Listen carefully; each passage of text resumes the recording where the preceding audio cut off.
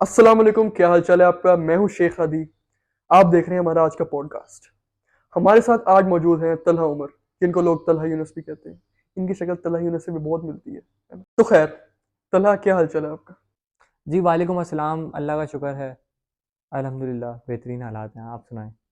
तलहा, आपको हमारे स्टेट पर पहुंचने में कोई मुश्किल तो पेश नहीं आई, यानी आसानी से पहुंच गए थे आप। जी, वैसे तो कोई मुश्किल नहीं आई, बस ट्रैफ़िक का थोड़ा-सा इश्यू है। जी, वो उस वजह से वहां पर वो जो कैवलरी का अंडरपास और फ्लाईओवर बन रहे हैं उसकी वजह से भी बहुत लेट हो गए होंगे। सो तलहा सर, आप हमें अपना इंट्रोडक्शन दें पहले, कि आप कौन हैं, आप कहाँ से आए हैं। आप अपना इंट्रोडक्शन दीजिए ब्रीफली। मेरी जो पैदाइश है वो कराची की है। मैंने बचपन अपना सारा कराची में गुज़ारा है। 16-17 साल जो है मेरे कराची में ही गुज़रे हैं। बाकी ट्रिप वगैरह पे आते थे यहाँ पर, घूमते थे, चले जाते थे वापस। और बाकी जो है वहाँ के हालात बहुत अच्छे हैं, इस वजह से मुझे फिर यहाँ शिफ्ट होना पड़ा हमें। हम आपसे कुछ सवालात करेंगे, अगर आप माइंड ना करें तो। आज की सेगमेंट शुरू करने से पहले हम आपसे इजाज़त लेते हैं कि अगर आप हमसे हमें अपने आप से सवालात करने की इजाज़त देते हैं। जी, बिल्कुल इजाज़त है, कंटिन्यू करें। बहुत शुक्रिया आपका। सो हमारा फर्स्ट सेगमेंट शुरू होता है, क्वेश्चन एंड आंसर्स। तो तला, हम शुरू करें। जी, जी, इजाज़त है बिल्कुल। सो तला सर, जिस तरह आप जानते हैं फ़लस्तीन और इसराइल का जो मसला चल रहा है, उस हवाले से आप क्या कहना चाहेंगे, आपका क्या ओपिनियन है। जी, देखें, मेरा इस बारे में ये ओपिनियन है कि फ़लस्तीन और इसराइल का जो मामला चल रहा है अभी, ये जो है क़यामत की निशानी भी है। और फ़लस्तीन ने तो ख़ैर आज़ाद हो ही जाना है एक ना एक दिन। पर हमें चाहिए हम भरपूर कोशिश करें, उनकी मदद करें और उनका साथ दें।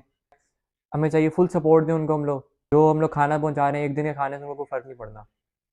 वो एक दिन खाना खाएँगे, कल को उनका फिर वही उनके हालात हैं। दोबारा उन पे बम गिरने हैं, दोबारा उनकी बच्चे मरने हैं, शहीद होने हैं। हम लोग चाहिए सपोर्ट करें ना सही से।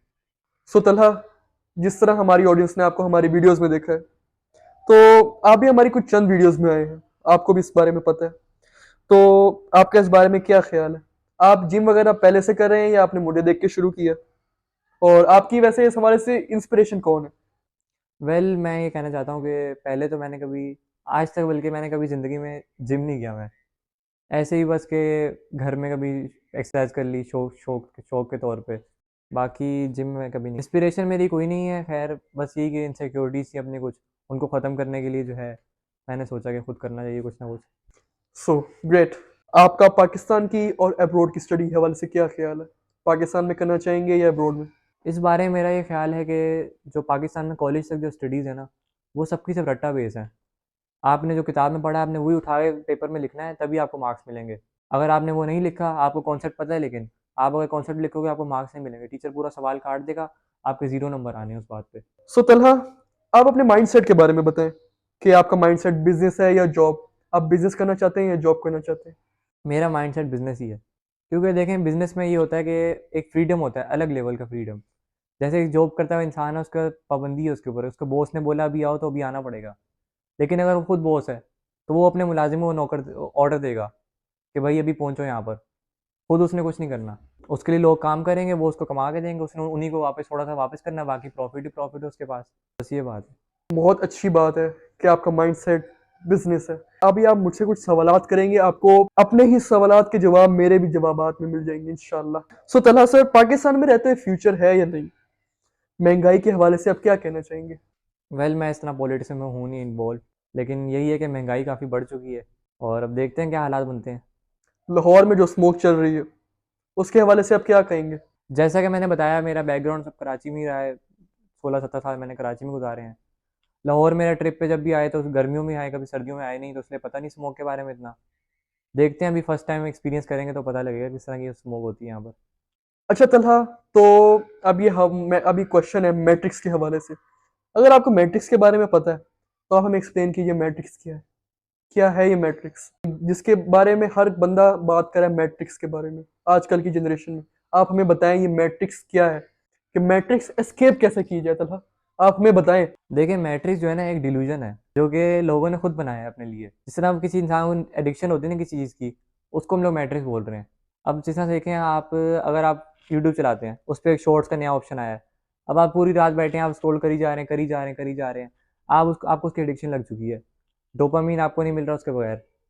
आपने जो है जब तक आप शॉर्ट्स देखेंगे आपको सुकून नहीं मिलेगा एक। जब आप उसको एस्केप कर लेंगे, जब आप बच जाएँगे उससे, आपकी एडिक्शन खत्म हो गई, आपने मैट्रिक्स एस्केप कर लिया। इसी तरह आप अगर जॉब कर रहे हैं किसी के पास, तो वो भी आपका मैट्रिक्स ही है कि आप फँसे हैं वहाँ पर। आपको बॉस ने ऑर्डर दिया, आपको अभी पहुँचना है वहाँ पर। और इसको निकलने का रास्ता बताइए। रास्ता देखें, अब मैं लाहौरी बन चुका हूँ तो आप मुझसे रास्ता पूछ रहे हैं। आपका किस चीज़ में ज़्यादा इंटरेस्ट है? तलहा को ऐसी कौन सी चीज़ है जिससे तलहा को करने में रिलैक्स या जिससे सेटिस्फाई ज़्यादा फील होता है? इंटरेस्ट है तलहा को, वो तलहा बताए।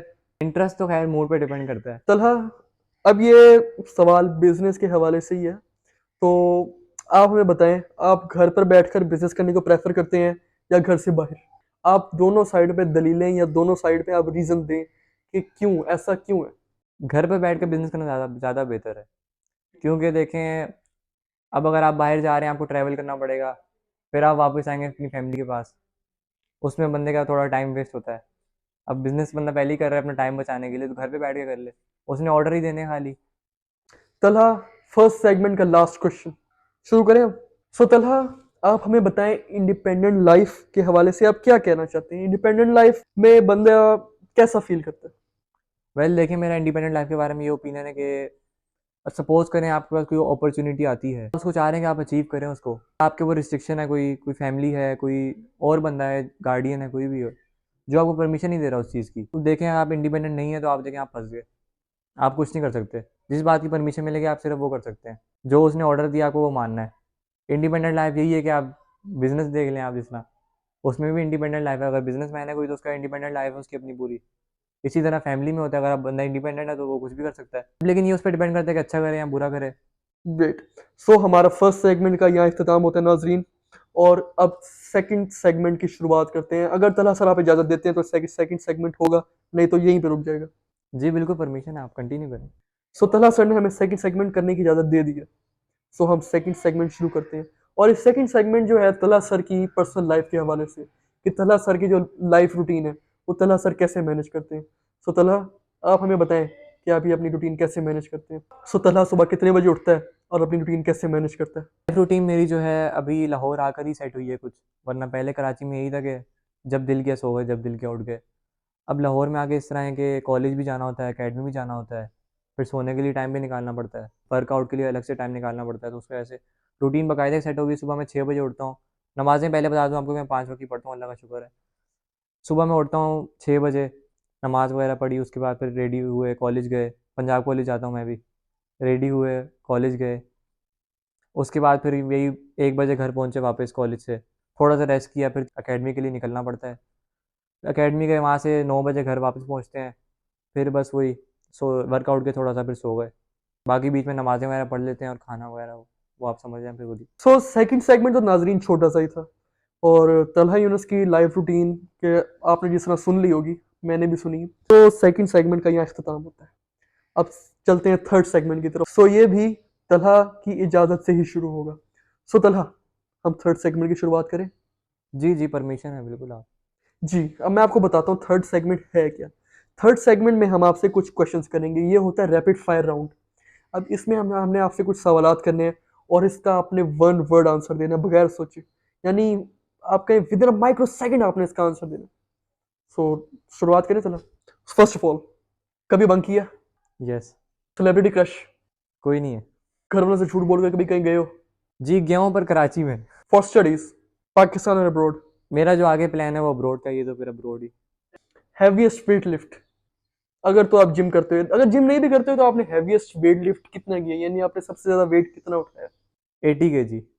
और जिम के कौन से डे आप ज्यादा एक्साइटेड फील करते हो कि भाई यस आज ये डे, आज ये एक्सरसाइज करनी है, आज ये डे है, जिस तरह फॉर एग्जांपल चेस्ट डे हो गया, leg day, bicep day, tricep day, shoulder day, abs day, legs day? आप बताएं कि आप कौन से डे ज्यादा एक्साइटेड फील करते हो, कौन से डे ज्यादा कंफर्टेबल फील करते हो कि भैया आज ये डे है, मजा आएगा? Shoulder day. वाह इंटरेस्टिंग है। सो तला, बहुत शुक्रिया आपका, आपने हमें मौका दिया आपसे सवालात करने के लिए। अब हम आपको भी मौका देंगे, जिस तरह हमने शुरू में कहा था, हम अपने वादे के खिलाफ नहीं जाते। सो तलहा, आप हमसे सवालात कर सकते हैं। सो शेख हादी, आपने हमसे कुछ सवाल पूछे, अब हमारी बारी है। सबसे पहले आप बताएं क्या हाल है आपका। मैं बिल्कुल ठीक, शुक्र अल्लाह का। सर आप सुनाएं। तो चलिए चलते हैं सेगमेंट 1 की तरफ, जिसमें आपसे कुछ सवाल जवाब करेंगे, आपने उनको जवाब देना है, आपकी मर्जी, आप उसको ब्रीफली बोलें या बताएं या एक्सप्लेन करें। फर्स्ट ऑफ ऑल तो हम आपसे फ़लस्तीन और इसराइल के बारे में सवाल करेंगे कि उसका मसला चल रहा है, तो आप बताएं हमें कि आप क्या कहना चाहेंगे उसके बारे में। सर फ़लस्तीन और इसराइल के हवाले से मैं यही कहना चाहूँगा कि अभी जो फ़लस्तीन पे जो चल रहा है जुल्म, ये बहुत गलत है। हमारे अरब ममालिक सो रहे हैं, हमारे इस्लामिक ममालिक सो रहे हैं, कोई इसके खिलाफ कोई एक्शन नहीं ले रहा। अगर ये किसी वेस्टर्न कंट्री में होता, एक दिन वेस्टर्न कंट्री में कोई बंदा मरा हो, अगले दिन उसकी खबर अखबारों में और न्यूज़ में पहुंची होती है। लेकिन फ़लस्तीन में 900 बंदा, 1000 बंदा एक ही अस्पताल में पहुंचा है, लेकिन किसी को कोई खबर नहीं। अरब ममालिक वैसे हर चीज़ में सबसे आगे होते हैं, लेकिन अब वो पीछे हट गए हैं, किसी को कोई होश नहीं है, जैसे कि इन्होंने अल्लाह को हिसाब नहीं देना। तो ये बहुत गलत हो रहा है। ये सारी जो मुसलमान कौम, मुसलमान उम्मत जो है, ये सब पीछे हट चुकी है। इसको अल्लाह से कोई डर नहीं है। ये बहुत गलत बात है। ये भूल चुके हैं कि क़यामत भी आनी है। मैं चाहता हूँ कि फ़लस्तीन पर जो ज़ुल्म है, ये जल्द अज़ जल्द ख़त्म किया जाए। हम इसके लिए एक इज्तिमाई दुआ करते हैं। बिस्मिल्लाहिर्रहमानिर्रहीम। अल्लाहुम्मा सल्लि अला मुहम्मद व अला आलि मुहम्मद कमा सल्लैता अला इब्राहीम व अला आलि इब्राहीम इन्नका हमीदुम मजीद। अल्लाहुम्मा बारिक अला मुहम्मद व अला आलि मुहम्मद कमा बारकता अला इब्राहीम व अला आलि इब्राहीम इन्नका हमीदुम मजीद। ऐ मेरे अल्लाह, फ़लस्तीन पे जो ज़ुल्म हो रहा है, ख़त्म कर। फ़लस्तीन को जल्द अज़ जल्द आज़ाद कर।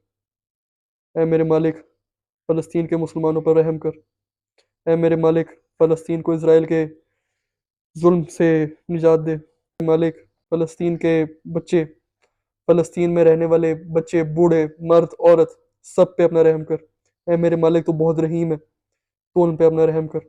उनको इज़राइल के इज़राइल के ज़ुल्म से निजात अता फ़रमा। ऐ मेरे मालिक, सबको अपने हिफ्ज़-ओ-मान में रख। अल्लाहुम्मा सल्लि अला मुहम्मद व अला आलि मुहम्मद कमा सल्लैता अला इब्राहीम व अला आलि इब्राहीम इन्नका हमीदुम मजीद। अल्लाहुम्मा बारिक अला मुहम्मद व अला आलि मुहम्मद कमा बारकता अला इब्राहीम व अला आलि इब्राहीम इन्नका हमीदुम मजीद। मैं यही चाहता हूँ फ़लस्तीन के लोगों की इमदाद की जाए। लेकिन जो अरब ममालिक जो इन चीज़ों में सबसे आगे थे, जो आपको पता है कि पेट्रोल सप्लाई करने के हवाले से, जो बाकी खाने-पीने की अशिया सप्लाई करने के हवाले से सबसे आगे थे, वो पीछे हट चुके हैं। उनको किसी चीज़ की होश ही नहीं। ये बहुत गलत बात है। इनको अल्लाह के आगे हिसाब देना है और ये अल्लाह के यहाँ हिसाब देंगे। रसूल पाक सल्लल्लाहु अलैहि वसल्लम के सामने उन्होंने खड़े होना है। तो शेखा जी, आप बहुत ही फेमस पर्सनैलिटी सोशल मीडिया पर हमारे जोन में, आई मीन कॉलेज अकेडमी में हर बंदा आपसे बात करे, तो ये जर्नी कैसे शुरू हुई? फर्स्ट ऑफ ऑल सर, मैं आपको अपनी जर्नी के हवाले से बताता हूँ। 2018 की बात है, जब मुझे टिकटॉक का जुनून चढ़ा।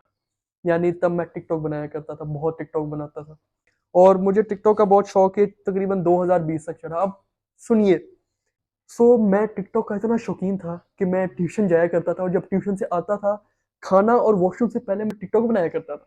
वाक़ई मज़ाक के अलावा। मैं सबसे पहले अपना कैमरा खोलता और शुरू हो जाता था कैमरे के सामने। लेकिन ये भी एक लिमिटेड टाइम के लिए होता है, आपको पता है। इंसान का माइंडसेट जो एक लिमिटेड टाइम के लिए रहता है, उसके बाद उसका माइंडसेट बदल जाता है। और जब एक ऐसा माइंडसेट उसके दिमाग में, एक ऐसा माइंडसेट वो अपना ले जो आगे उसको कामयाब करे, तो वो नहीं बदल सकता अगर एक दफ़ा वो आ जाए। अब ये माइंडसेट जो टिकटॉक वाला था, मेरा अल्लाह का शुक्र है 2 साल के अंदर अंदर खत्म हो गया। उसके बाद मुझे व्लॉगिंग का जुनून चढ़ा। व्लॉगिंग शुरू कर दी मैंने। और उसके बाद व्लॉगिंग भी एक लिमिटेड टाइम के लिए थी, जो मैं यानी बस अपनी लाइफ रूटीन जो थी वो मैं लोगों तक शेयर करता था। जो मैं अब जो करता था, सुबह उठता हूँ, कहीं दोस्तों के साथ चला गया, कहीं आउट द सिटी चला गया, वो मैंने लोगों को दिखा दिया व्लॉगिंग में। लेकिन ये भी एक लिमिटेड टाइम के लिए था। मैं यानी व्लॉगिंग का भी मुझे शौक 2023 के स्टार्ट तक खत्म हो चुका था। और उसके बाद मैंने शुरू किया बिजनेस। जी हाँ, बिजनेस। और उसके बाद मुझे बॉक्सिंग का शौक भी चढ़ गया और मेरा माइंडसेट जो है बिल्कुल ही एक टॉप जी का जो माइंडसेट होता है, मेरा वो माइंडसेट बन गया। और मैं अपने आप को टॉप जी कहता हूँ, फख्र से कहता हूँ टॉप जी। बेशक अगर एक एक इंसान अपने आप को जो मान लेना, वो वही होता है। जिस तरह अगर मैं अपने आप को टॉप जी कहता हूँ ना, तो मैं टॉप जी हूँ। बेशक अगर मतलब मुझे ना भी कहे ना, मैं अपने आप को कहता हूँ और मुझे इस पे फख्र महसूस होता है कि मैं टॉप जी हूँ। मैंने बॉक्सिंग सीखी। बॉक्सिंग भी मैंने माइक टायसन को देख के सीखी थी।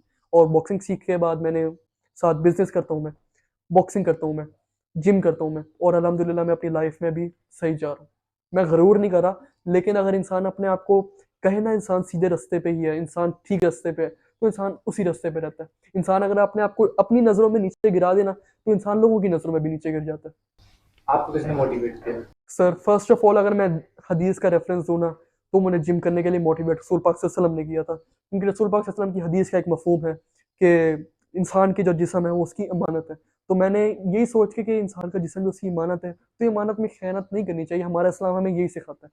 अब मैंने जिस तरह अपनी इमानत है जिस्म, उसका ख़्याल रखना है। मैंने जिम शुरू किया। मैंने अपने आप को हर हाल में फ़िट रखने की कोशिश की। बीमारियों से अल्लाह का शुक्र है दूर हूँ। बीमार होता हूँ तो यही सोचता हूँ कि अल्लाह की तरफ से है, और जो मेरे गुनाह हैं अल्लाह माफ़ करे, अल्लाह मुझे माफ़ करे। जो मेरे गुनाह हैं वो बीमारियों से झड़ते हैं, और अल्लाह बीमारी उन्हीं पे देता है जिनको पसंद करता है। अल्लाह आजमाइशें सिर्फ उन्हीं को देता है जो अल्लाह के करीब होते हैं, जो अल्लाह के पसंदीदा बंदे होते हैं। और सेकंड रीज़न मेरा जिम स्टार्ट करने की ये थी कि मैं अपने आप को बहुत ही वीक समझता था। मेरी बॉडी मेरी इनसिक्योरिटी थी। मैंने अपने आप को मजबूत बनाने की बहुत कोशिश की है। 3 साल लगा के मैंने अपनी बॉडी इस तरह बनाई है। 3 साल खैर रेगुलरली तो नहीं, लेकिन 3 साल मैंने अपनी बॉडी इस तरह बनाई है, और अल्लाह का शुक्र है कि मेरी बॉडी अब इस तरह है कि कोई मुझे हाथ लगाने से पहले 100 दफ़ा सोचे कि उसका जो मैंने हाल छोड़ छोड़ छोड़ एमी को भी को भेज दे। मेरी बॉडी अब मेरी कमज़ोरी नहीं रही। मैंने अपने आप को अल्लाह का शुक्र है हाल में फिट कर लिया। मैं अब उस तरह से वीक नहीं हूँ जो आज से मैं 3 साल पहले था। आप एंड्रॉइड के बहुत बड़े फैन हैं, आप पाकिस्तानी टॉप की हैं, आपका इस बारे में क्या कहना है? सर, मैं एंड्रयू टेट का बहुत बड़ा फ़ैन हूँ। मैं खुद कहता हूँ कि मैं एंड्रयू टेट का बहुत बड़ा फ़ैन हूँ। मेरा माइंडसेट बदला ही एंड्रयू टेट की वीडियोज़ देख के सर। यानी मैंने बिज़नेस शुरू किया तो एंड्रयू टेट की वीडियोज़ देख के। मैंने बॉक्सिंग शुरू की तो पहले बॉक्सिंग में एंड्रयू टेट को देखता था करते हुए, लेकिन तब मुझे इतना शौक नहीं चढ़ा। तब मुझे यानी एंड्रयू टेट को बस मैंने एज़ अ मोटिवेटर ही रखा हुआ था, इंस्पिरेशन ही रखी हुई थी। लेकिन बाद में एंड्रयू टेट तो किक बॉक्सर है, और मुझे इतनी किक बॉक्सिंग में इंटरेस्ट नहीं है। मुझे सिंपल जो बॉक्सिंग है यही इसी में इंटरेस्ट है, और मैं ये करता हूँ। ये मैंने माइक टायसन को देख के शुरू किया, और एंड्रयू टेट जो है, बस मैंने आपको ये कहना था कि वो टॉप जी है। मैट्रिक्स के बारे में आपको भी पता है, उसको स्केप करने का तरीका बताएं। जी सर, जैसा कि आपने बताया मैट्रिक्स एक डिल्यूजन है। इससे बाहर निकलने का जो एक रास्ता मैं आपको बताता हूँ ना, वो यही है कि इंसान जॉब की तरफ कभी ना जाए। हाँ, चाहे तो उस हालात में अगर उसको हालात उसके इतने ख़राब हो चुके हैं कि उसके पास बिज़नेस शुरू करने के लिए कोई इन्वेस्टमेंट नहीं है, तो वो एक लिमिटेड टाइम के लिए जॉब करे, वहाँ से हल्का-फुल्का इन्वेस्टमेंट इकट्ठी करे और उसको बिज़नेस पे इन्वेस्ट करे, और उसके बाद जॉब का नामो-निशान ख़त्म कर दे। फिर वो बिज़नेस करे, बिज़नेस करके पैसे इन्वेस्ट करे। प्रॉफ़िट लॉस से उसको थोड़ा आइडिया होगा कि कैसे करना है। अगर लॉस होता है, तो वो सीखेगा, अगर प्रॉफ़िट होता है, तो वो और करेगा। ऐसे वो अपने घरवालों को, अपनी फैमिलीज़ को ठीक तरह लेके चल सकता है और मैट्रिक्स एस्केप कर सकता है सर। कौन से कॉलेज जाते हैं, आपके हाल क्या क्या ओपिनियन है? अनफॉर्चुनेटली मैं पंजाब कॉलेज का एक स्टूडेंट हूँ। पंजाब कॉलेज मेरे पास एक लास्ट ऑप्शन थी, क्योंकि मेरा जो था जीसी जाने का या एफसी जाने का था। लेकिन जीसी में मैंने टेस्ट तो पास कर लिया था, लेकिन मैं इंटरव्यू में रह गया था सर। एफसी में इस वजह से नहीं किया क्योंकि मेरा एडमिशन वहाँ लेट हो गया था, एडमिशन बंद हो चुके थे, उसके बाद में गया था। अब मेरे पास लास्ट ऑप्शन पीजीसी पड़ी थी। पीजीसी मुझे किसी मेरे फैमिली फ्रेंड ने प्रेफर की थी कि पीजीसी चले जाओ, और वहाँ पर टेस्ट वगैरह होते हैं तो आपकी प्रिपरेशन अच्छी हो जाती है, तो इस वजह से मैं पीजीसी गया हूँ पंजाब कॉलेज। आपके फ्यूचर में क्या प्लान है, इंफ्लुएंसिंग कंटिन्यू रखनी है या आगे जाके छोड़ दें? सर, फ्यूचर में मेरा सॉफ्टवेयर इंजीनियर बनने का प्लान है, और साथ साथ मैं एक साइड बिजनेस भी करूँगा। और इन्फ्लुएंसिंग की बात रही तो मैं सर इन्फ्लुएंसिंग भी रखूँगा कंटिन्यू, तब तक जब तक मैं कामयाब इंसान ना बन जाऊँ। और जब एक कामयाब इंसान बन जाऊँगा, तब अपनी इन्फ्लुएंसिंग के ज़रिए अपने लोगों को मोटिवेट करूँगा, अपनी ऑडियंस को मोटिवेट करूँगा, ताकि उनको असल दुनिया के बारे में पता लगे, द रियल वर्ल्ड, जो टेट भी कहता है, Andrew Tate, the real world. ताकि लोगों को असल दुनिया के बारे में पता लगे। ये तो भी सारे मैट्रिक्स में फंसे हुए हैं, ये सारे मैट्रिक्स की दुनिया की तरफ जानते हैं, ये रियल वर्ल्ड को नहीं जानते। डाइट प्लान क्या फॉलो करता है? सर, डाइट प्लान तो मैं कोई फॉलो नहीं कर रहा, जो घर में बनता है वही खा लेता हूँ चुप करके। जिस तरह मेरे घर में अगर जो देसी घी के साथ जो सालन बन गया, बस वही खा लेता हूँ। और रही बात प्रोटीन की, तो प्रोटीन मैं एक हफ्ते में बस प्रोटीन शेक पी लेता हूँ, और बाकी बाहर से मैं इतना कुछ नहीं खाता। एक महीने में एक दफ़ा या 2 महीने में 2-3 दफ़ा बस, उससे ज़्यादा मैं बाहर से नहीं खाता फास्ट फूड। कभी वेट लिफ्टिंग दौरान इंजरी? जी सर, वेट लिफ्टिंग के दौरान मुझे एक दफ़ा इंजरी हुई है। मैं इसी सवाल का इंतज़ार कर रहा था ताकि मैं अपने नाज़रीन से शेयर करूँ। वेट लिफ्टिंग के दौरान मुझे इस साइड पे इंजरी हुई थी। मैं तकरीबन आज से 1 साल पहले अगस्त में मैंने 210 केजी की गलत डेडलिफ्ट की थी, जो पहली मेरी डेडलिफ्ट थी वो गलत थी। ऐसी करनी भी नहीं चाहिए थी। 210 केजी की मैंने डेडलिफ्ट की, और उसके बाद मेरा यहाँ से मसल फट गया। मैं कभी मौका मिला तो इंशाल्लाह आपको दिखाऊँगा, तो मेरा यहाँ से मसल पे इंजरी हुई है। फ्यूचर में पाकिस्तान में रहने का इरादे हैं आप लोग? सर, मेरा फ्यूचर पाकिस्तान में बिल्कुल भी नहीं है। यानी मेरी फैमिली ज़्यादातर बाहर होती है, अमेरिका। तो मेरा भी अमेरिका जाने का प्लान है। इंशाल्लाह 8 से 6-7 महीने बाद मैं अपने आप को अमेरिका पाऊँगा इंशाल्लाह। और मैं चाहता यही हूँ कि मैं बाहर की तालीम से अपने मुल्क पाकिस्तान को फ़ायदा दूँ। अपने मुल्क पाकिस्तान के लिए कुछ ना कुछ करूँ। जो आजकल के हुक्मरानों से कुछ ना हो पाएगा, वो शेख हादी करेगा इंशाल्लाह। आप तो टॉप की हैं और स्टडीज क्यों कर रहे हैं? अच्छा सवाल किया सर आपने। जी, मैं टॉप जी हूँ, मैं मानता हूँ। लेकिन स्टडीज़ भी इम्पोर्टेंट है सर। स्टडीज़ से इंसान को स्किल्स मिलती हैं, इंसान नॉलेज हासिल करता है, और इस्लाम भी हमें यही सिखाता है कि इल्म हासिल करना हर मुसलमान मर्द और औरत पर फ़र्ज़ है। तो वो दोनों तरह के इल्म आ जाते हैं, दुनियावी भी और आखिरत का भी। तो दुनियावी इल्म हासिल करने का भी कहा गया और आखिरत का इल्म हासिल करने का भी कहा गया। तो मैं यही प्रेफ़र करता हूँ कि स्टडीज़ को ना छोड़ा जाए बिज़नेस के लिए, स्टडीज़ की जाए। मैंने आपकी वीडियो देखी में आपने अपना जिम खुद बनाया, उसके हवाले से आप क्या कहना चाहेंगे, कितना टाइम लगा जिम बनाने में, कितना खर्चा आया? सर मैं आपको बताना चाहूँ मेरी रूटीन बहुत टफ है। मेरे पास जिम जाने का भी टाइम नहीं है। यानी आप ये देखें कि 2 महीने से मैं जिम नहीं जा रहा था, मैंने जिम के पैसे जमा कर लिए थे अपने पास। 1 महीने का मेरे जिम का 10,000 रुपये था, 2 महीने के 20,000 रुपये हो गया, अब वो जमा कर लिए मैंने। और अब मेरे दिमाग में आइडिया आया कि जिम जाने से अच्छा अपना जिम बनाया जाए। मैंने अपना जिम बनाया। मेरे छत पे एक रूम खाली पड़ा था। मैंने सोचा कि मैं कुछ यहाँ कुछ लगाता हूँ, यहाँ मैं कुछ अपना अपना ही कुछ बनाता हूँ। मैं बॉक्सिंग बैग लेके आया हूँ, मैं वेट्स लेके आया हूँ, मैं रॉड्स लेके आया हूँ, मैं डंबल बार लेके आया हूँ, मैं पुल अप बार लेके आया हूँ। इस पे मेरा कोई खर्चा आ गया, 20,000 रुपये आ गया था। ये मैं सारा कुछ ले आया हूँ। और उसके बाद मैंने अपना ही एक जिम बनाया। इस जिम को बनाने में मुझे 1 हफ्ते का टाइम लगा। मैं चाहता हूँ कि आप ये मेरी क्लिप देखें जहाँ से आपको आइडिया हो कि मुझे कितना टाइम लगा और कितनी एफर्ट्स लगी इस जिम को बनाने में। आप देखिए।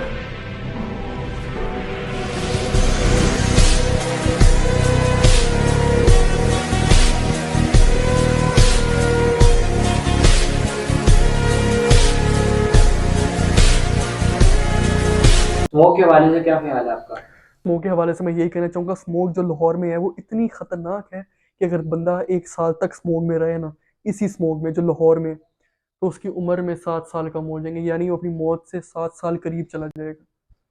ये इतनी खतरनाक है। ये इंसान को इतनी बुरी तरह डिस्ट्रॉय करती है ना, इंसान के लंग्स को, इंसान के, आप कह लें कि इंसान की पूरी इनर जो बॉडी सिस्टम है उसको स्मोक बहुत बुरी तरह डिस्ट्रॉय करती है, बहुत बुरी तरह, यानी नुकसान पहुंचाती है। जो ये स्मोक सारी पोल्यूशन की वजह से है, ये यानी जो गाड़ियों का पेट्रोल वगैरह, कार्बन मोनोऑक्साइड है, इसी यही सबब है स्मोक का। तो मैं यही चाहता हूँ कि ज़्यादातर ये जो लोगों की प्राइवेट ट्रांसपोर्ट है इसको ख़त्म करके पब्लिक ट्रांसपोर्ट पे शिफ्ट की जाए, नहीं तो ईवी, इलेक्ट्रिक व्हीकल्स की तरफ जाएं, जो इस पोल्यूशन से बचने। बाहर के आप देखें, बाहर के जो अब्रॉड में लोग इससे निकल चुके हैं, वहाँ आप देखिए वहाँ स्मोक का नामो निशान नहीं है। ज़्यादातर वहाँ चलते हैं इलेक्ट्रिक व्हीकल्स हैं। जो पेट्रोल वाले हैं तो अब बिल्कुल ही ख़त्म होते जा रहे हैं ना, ज़्यादातर इलेक्ट्रिक व्हीकल्स की तरफ लोग जा रहे हैं। पाकिस्तान में भी अब कुछ ना थोड़े बहुत आए हैं, जिस तरह पोर्शे टैकन आई है, या आप देख लें ऑडी ट्रॉन है। ये ये अच्छी बात है, लोग अपने आप को इलेक्ट्रिक की तरफ शिफ्ट करें, और ये स्मोक से बचने का भी बहुत अच्छा तरीका है।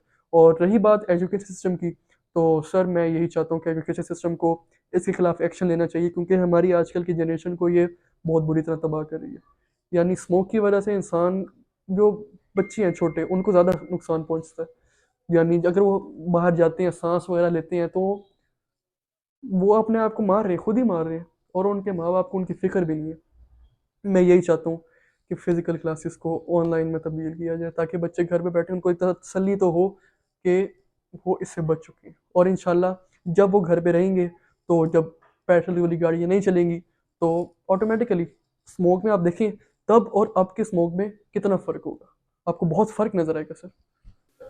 तो आप किस चीज़ का बिजनेस करने का सोच रहे हैं?